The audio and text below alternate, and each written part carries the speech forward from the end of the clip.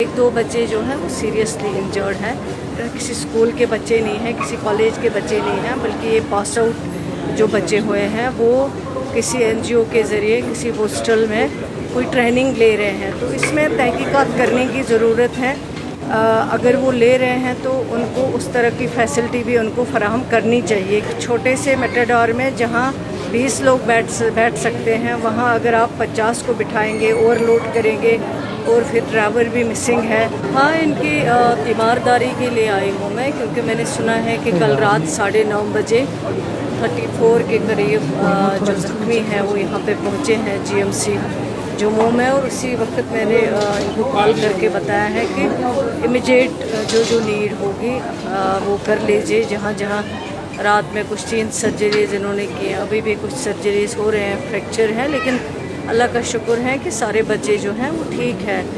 Injuries तो हैं, उसमें कोई दो राय नहीं है, लेकिन कोई खुदा न खासा परेशानी वाली बात जो है वो नहीं है। तो एक दो बच्चे जो हैं वो सीरियसली इंजर्ड हैं, तो उनके ऑलरेडी जो है चल रहा है केयर। क्या क्या नीड होगी आगे, वो हेल्थ वाले यहाँ जो डॉक्टर्स हैं वो अच्छी तरह उनको ट्रीट कर रहे हैं। मैम, इंजर्ड बच्चों से आपकी बात हुई थी, उन्होंने बताया कि ट्रीटमेंट ठीक चल रहा है। हर एक ने सेटिस्फेक्शन से कहा है कि ट्रीटमेंट जो है वो बहुत अच्छे से हो रहा है, और जिस टाइम पे वो हॉस्पिटल में आए उनका पूरा ध्यान रखा गया है। उनको जो जो इमीडिएट हेल्थ केयर की ज़रूरत है वो डॉक्टर साहिबान ने यहाँ पे दिया है। और ख़ासकर जो उनके अटेंडेंट साथ में थे उनके लिए भी जो है केयर किया गया है, चाहे वो उनके खाने की बात हो या उनको रखने की बात हो। तो उस पर भी काफ़ी डॉक्टर्स ने जो है, या यहाँ पे हमारे प्रिंसिपल साहब हैं, उन्होंने बहुत उसमें मदद की है। तो लेकिन ये एक मुझे लगता है कि इंक्वायरी का इशू है, क्योंकि कोई एनजीओ जो है वो इस तरह, क्योंकि ये किसी स्कूल के बच्चे नहीं हैं, किसी कॉलेज के बच्चे नहीं हैं, बल्कि ये पास आउट जो बच्चे हुए हैं वो किसी एनजीओ के ज़रिए किसी हॉस्टल में कोई ट्रेनिंग ले रहे हैं। तो इसमें तहकीकात करने की ज़रूरत है।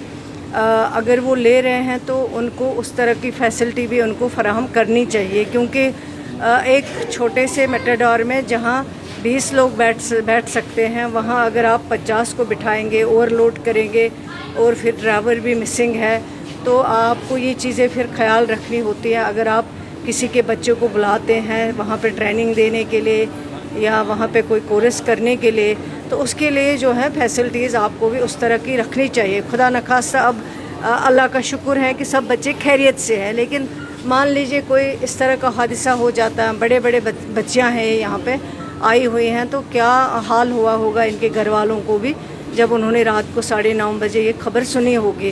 तो मेरे ख्याल से मैं समझती हूँ कि इसमें हम एक इंक्वायरी ऑर्डर इशू करेंगे, और जो भी इसके लिए कसूरवार होगा उसके ख़िलाफ़ कार्रवाई होगी। क्योंकि अगर आप किसी को भी ले जाते हो, कोई प्राइवेट हो या गवर्नमेंट ऑफिशियल्स हो, अगर कहीं पे भी किसी के बच्चे को लेते हो तो उसके लिए आपको ज़िम्मेदारी पूरी लेनी है, उनको घर तक पहुंचाने की, उनको अपने उस इंस्टीट्यूशन तक पहुंचाने की।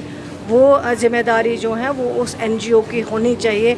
इस तरह ओवरलोडेड जो मेटाडोर है उसमें बिठा के, या जो भी गाड़ी थी उसमें बिठा के, और ड्राइवर अभी तक जो है वो मिसिंग है। ड्राइवर ने कोई रिपोर्ट नहीं किया है ड्राइवर कहाँ पे है, तो इसका मतलब है। और एक्सीडेंट कहाँ हुआ, जहाँ एक्सीडेंट की गुंजाइश नहीं है तो वहाँ ये हादसा नहीं होना चाहिए। तो क्या वजूहात हैं हादसे की, उसके लिए तहकीकात करना जो है बहुत ज़रूरी है, वो सरकार इंशाल्लाह करेगी। शुक्रिया।